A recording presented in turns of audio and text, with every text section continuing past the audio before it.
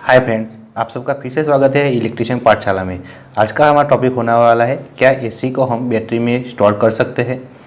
मैं आपको बहुत शॉर्ट में समझाऊंगा, आप सिर्फ एंड तक बने रहिएगा। एसी को हम बैटरी में स्टोर कर सकते हैं या नहीं, ये देखने से पहले मैं आपको एसी और डीसी का वेव फॉर्म दिखा देता हूँ। एसी का वेव फॉर्म कुछ इस तरह से ऑल्टर्निंग होता है, जबकि हमारा डीसी का वेव फॉर्म कुछ इस तरह से कांस्टेंट एक ही दिशा में चलता रहता है। अगर हम एसी को बैटरी में स्टोर करने की सोच रहे हैं तो सबसे पहले इस तरह से ये वेव फॉर्म बनाता है। वो 1 सेकंड में 50 बार प्लस और माइनस होता रहता है, इसीलिए इसे ऑल्टरनेटिंग करंट भी कहते हैं।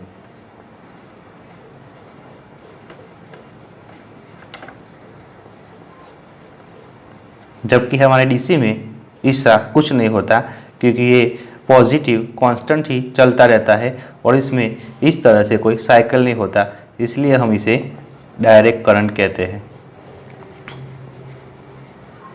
इसको हम बिल्कुल शॉर्ट में समझे तो बैटरी को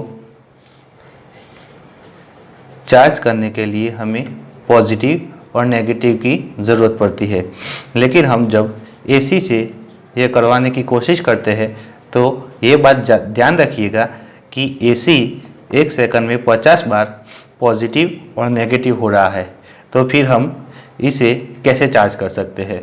अगर ये कोई तरकीब भी लगा देते हैं हम और एसी 220 वोल्ट को 220 या 230 वोल्ट को हम 12 वोल्ट या 24 वोल्ट की जिस भी टाइप की बैटरी है उस टाइप में हम डाउन भी कर दे, 220 वोल्ट एसी को हम स्टेप डाउन करके 12 वोल्ट या 24 वोल्ट में कन्वर्ट भी कर दे, तो हमें 1 सेकंड में 50 बार पॉजिटिव को पॉजिटिव और नेगेटिव करना होगा, जो पॉसिबल नहीं हो पाएगा, क्योंकि हम एसी से 50 बार इस तरह से टर्मिनल चेंज करके 1 सेकंड में 50 बार हम कोशिश नहीं कर सकते।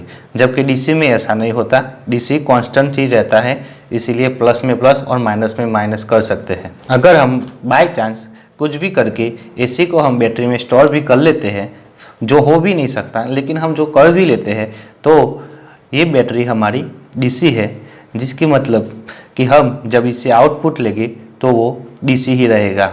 वैसे तो हम एसी को बैटरी में कभी स्टोर ही नहीं कर पाएंगे, लेकिन बाय चांस कर भी लेते हैं, आउटपुट में एसी की बजाय डीसी ही मिलने वाला है।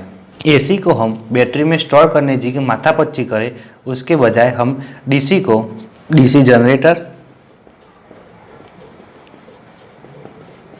या सोलर या फिर एक तरीका और है जो हम रोज़ यही होता है, एसी को स्टेप डाउन करके डीसी में कन्वर्ट करके फिर हम बैटरी में इस्तेमाल कर ले और उसके बाद फिर बैटरी से ही इन्वर्टर से कन्वर्ट करके उस डीसी वोल्टेज को एसी में कन्वर्ट करके यूज़ कर सकते हैं। इसीलिए एसी को बैटरी में स्टोर करने की बजाय हम डीसी जनरेटर, सोलर या एसी को स्टेप डाउन करके डीसी में कन्वर्ट करने के बाद यूज़ करें, यही हमारे लिए बेहतर होता है और ये भी हमारे लिए बहुत ज़्यादा किफ़ायती होता है। एसी को डीसी में स्टोर करने के लिए हम डायोड का इस्तेमाल करते हैं। आशा करता हूँ दोस्तों आप सभी को ये मेरा वीडियो अच्छा लगा होगा। प्लीज़ मेरे चैनल को एक लाइक और सब्सक्राइब भी कर दीजिएगा।